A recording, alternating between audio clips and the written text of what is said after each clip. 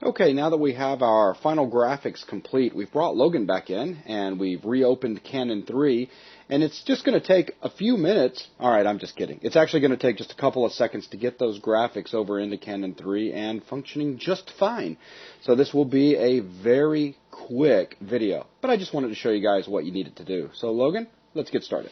All right. The first thing I'm going to do is bring up a folder that has the new graphics in. These are the graphics that Zach saved out, though I did rename them to the file names that the game itself is expecting. So I'm going to grab all of those files and copy them. Then I'm going to bring up our projects folder. And inside of here we have Canon 3. So inside of that, I'll jump into the Canon 3 folder and then into the textures folder, where I will simply paste and have it replace all of the files within this folder. Okay. And because this is the actual folder that Visual Studio is using to build those images and put them into the final project, it will automatically pick up the new ones. So all I have to do is build and run, and we have our new graphics. There's right off the bat the new title screen and the new game graphics, though those graphics were designed for a black background, and right now we're running on a gray background, so we'll need to correct that as well. So I'm going to jump back into code, and I'm going to look for the draw method where we're clearing the screen. Here we've got where the graphics device is cleared to that gray color. I'm going to replace that with a simple color black.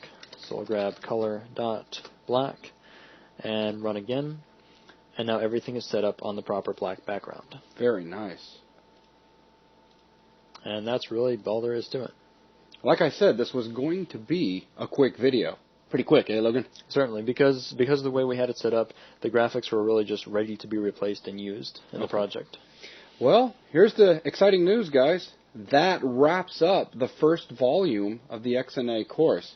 With that out of the way, Volume 2, things are going to heat up. It's going to become a lot more exciting. We're going to start studying objects a whole lot closer, take a much more serious look at object-oriented programming. We're going to get into collections. We're going to continue our study on the C# language. We're going to start talking about loops, and the list goes on and on. There's a lot of good stuff that we're going to get into. I cannot wait. Boy, I can't wait. I'm just so excited about it.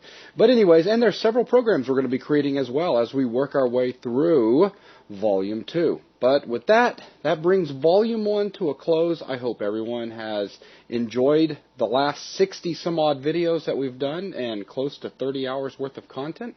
And with that, that's going to wrap it up. We're out of here. Thanks a lot, guys.